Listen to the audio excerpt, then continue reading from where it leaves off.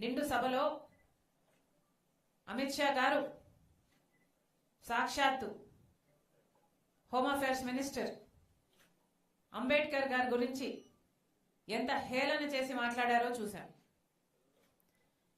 ఒకసారి మళ్ళీ మీకు జ్ఞాపకం చేయడానికి ఎల్ఈడీలో ఒకసారి ప్లే చేస్తాం. प्ले చేయండి అమ్మా. अगर भगवान का लेते तो 7 जन्मों तक स्वर्ग मिल जाता. तो अच्छी बात है. मान्यवर अभी एक फैशन होगा, अभी एक फैशन होगा है आम्बेडकर आम्बेडकर आम्बेडकर आम्बेडकर आम्बेडकर आम्बेडकर.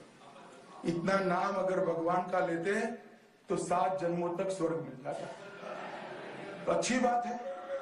मान्यवर अभी एक फैशन होगा, अभी एक फैशन होगा है आम्बेडकर आम्बेडकर आम्बेडकर आम्बेडकर आम्बेडकर आम्बेडकर. इतना नाम अगर भगवान का लेते तो 7 जन्मों तक स्वर्ग मिल जाता. तो अच्छी बात है. मान्यवर अभी एक फैशन होगा. గమనించాలి, अभी అంబేద్కర్ అంబేద్కర్ అంబేద్కర్ అని మాట్లాడడం ఫ్యాషన్ అయిపోయింది అని అమిత్ షా గారు స్వయంగా అంటం జరిగింది. దానికి అందరూ బీజేపీ ఎంపీలందరూ నవ్వటం జరిగింది. ఇది అంబేద్కర్ గారిని హేళన చేయడం కాకపోతే ఏమిటి అని కాంగ్రెస్ పార్టీ ప్రశ్నిస్తుంది. అంబేద్కర్ గారి గురించి మాట్లాడితేనే మీకు అంత తట్టుకోలేకపోతున్నారే, కాంగ్రెస్ పార్టీ అంబేద్కర్ గారి జపం చేస్తుంది అన్నట్టు మీరు మాట్లాడుతున్నారే. అసలు అంబేద్కర్ గారి జపం కాంగ్రెస్ పార్టీ ఎందుకు చేయకూడదు అని అడుగుతున్నాం. కాంగ్రెస్ పార్టీ అంబేద్కర్ గారిని రాజ్యాంగం రాసే టీంకి అధ్యక్షుడిగా పెట్టి ఆయన రాసిన రాజ్యాంగాన్ని ఆమోదించింది కాంగ్రెస్ పార్టీ.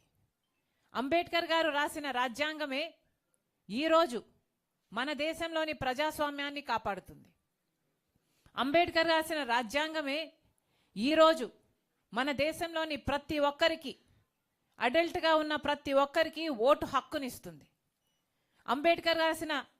అంబేద్కర్ గారు రాసిన రాజ్యాంగమే ఈరోజు ఇన్ని భిన్న మతాలు, కులాలు, భాషలు ఉన్న భారతదేశాన్ని ఒక్కటిగా ఉంచేది ఆ రాజ్యాంగమే.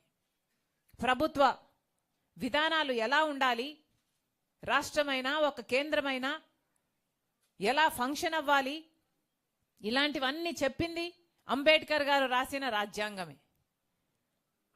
ఈరోజు ఈ దేశంలో ప్రతి ఒక్కరూ సమానంగా, స్వేచ్ఛగా, సగౌరవంగా బతుకుతున్నారు అంటే దానికి కారణం అంబేద్కర్ గారు రాసిన రాజ్యాంగమే. మరి అలాంటి అంబేద్కర్ గారి గురించి మేము జపం చేస్తే మాత్రం తప్పేంటి, మీరు ఎందుకు జపం చేయటం లేదు, మీరెందుకు మాట్లాడడం లేదు అని కాంగ్రెస్ పార్టీ ప్రశ్నిస్తుంది. ఈరోజు అంబేద్కర్ గారు గురించి మాట్లాడితేనే మీకు అంత తట్టుకోలేకపోతున్నారే, మీరు రాజ్యాంగాన్ని కాపాడతారని కానీ, రిజర్వేషన్లు మీరు ఇంకా బ్రతికిస్తారని కానీ సామాన్య ప్రజలు ఎలా నమ్మాలి? అంబేద్కర్ గారంటే ఎవరండి? అంబేద్కర్ గారంటే బడుగు బలహీన వర్గాల వాళ్ళ జీవితాలలో వెలుగులు నింపినవాడు. అంటరానితనం ఈరోజు మన దేశంలో లేదు అంటే దానికి కారణం అంబేద్కర్ లాంటి నాయకులు.